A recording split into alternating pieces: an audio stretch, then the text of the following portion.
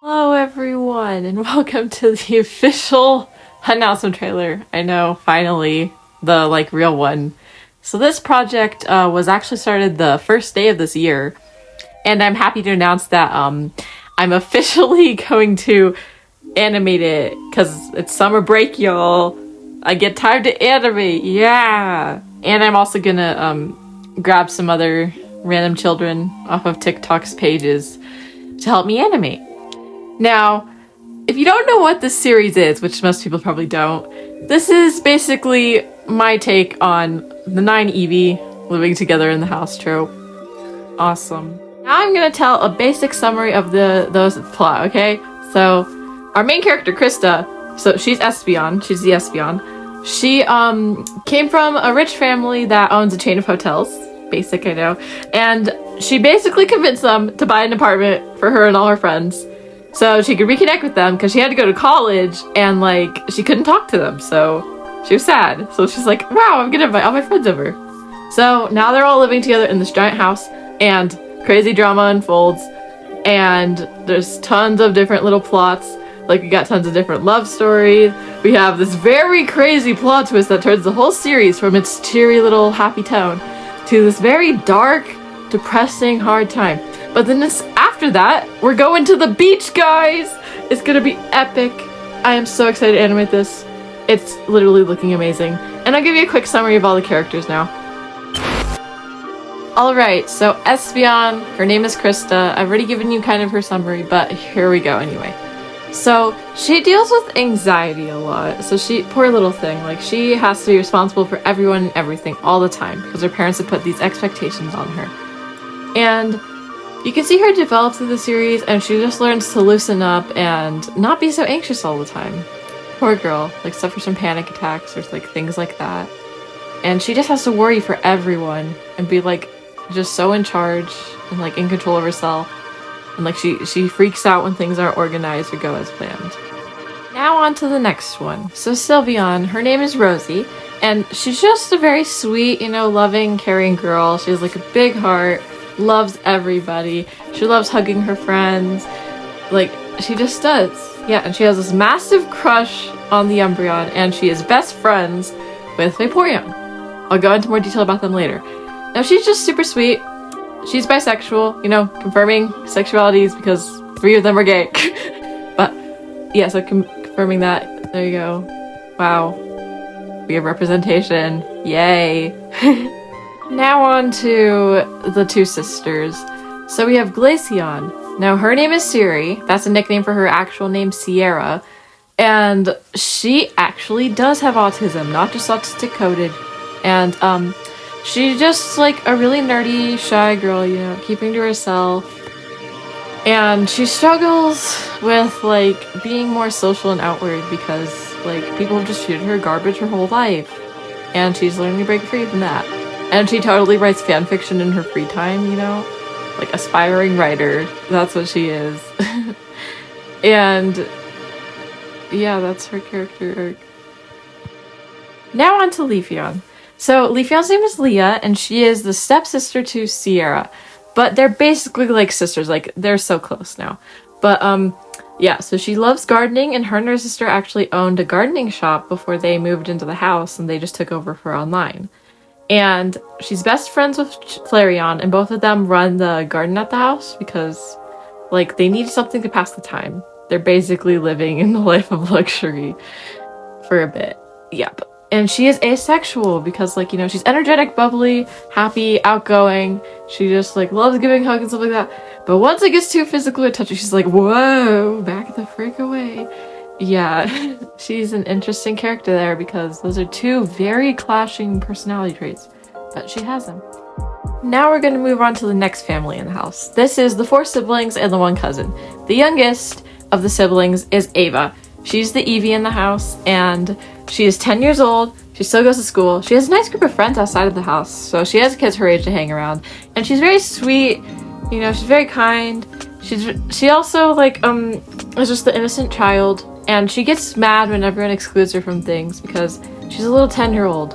And she wants to be a part of the family just as much as all the 20-year-olds who are off doing their own adventures, you know, going out to stores and stuff. And she's like, I want to go too, instead of be left at the house all day. And she is a very background character, you know. I try to make her more in light. I'm sorry. Like, trust me, you'll get to see her. And you'll like her very much. Now we're gonna move by age around the family. So the next youngest is actually tied, even though they're all around the same age, except for Eva.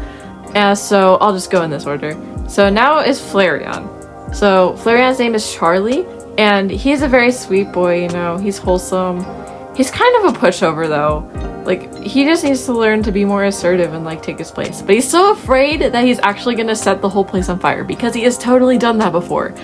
And like, that's difficult. Like, imagine trying not to get angry and burn your entire house down. So he does have a lot of suppressed emotions probably, but that's not really an issue for him. He's just a happy, sweet guy.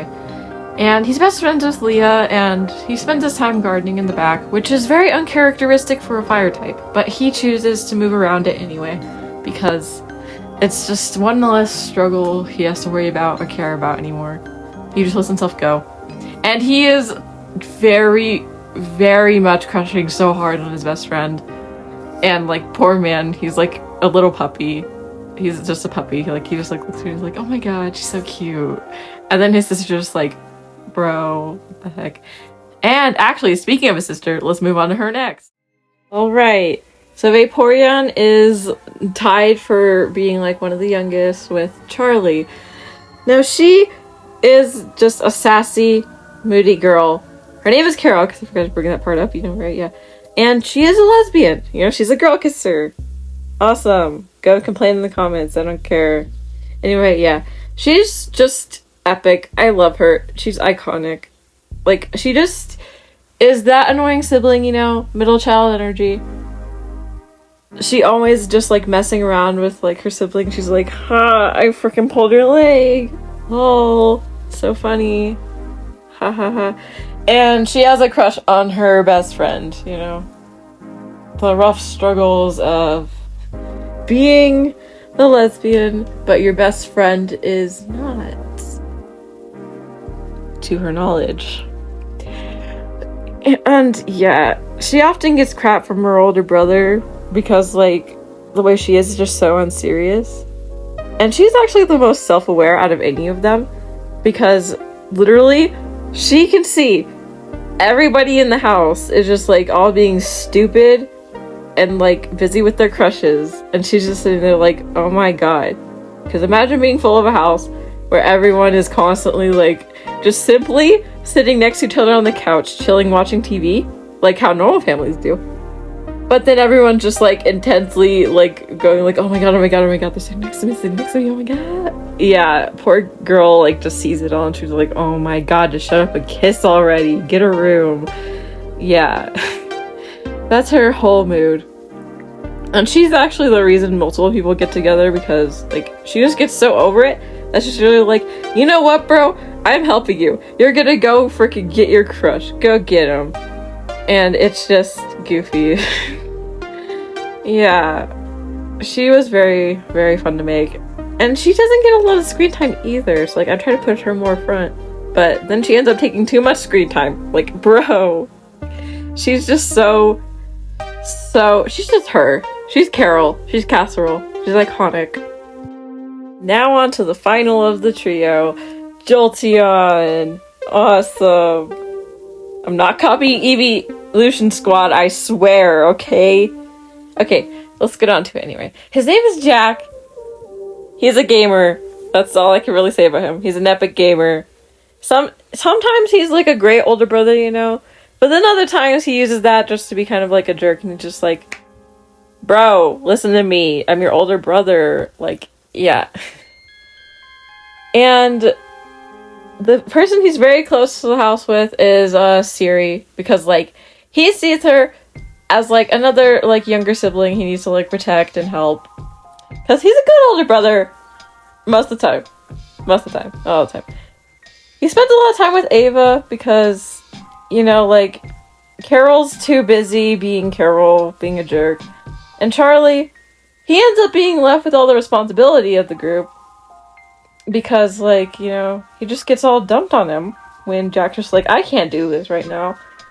And it's just an interesting dynamic having him be, like, bouncing from older brother to very irresponsible. And he just is, like, the most unserious, chill dude ever. And it takes a lot to piss him off. Mostly just being his sister, Carol. She pisses him off very easily. And he's the one who gets to swear the most.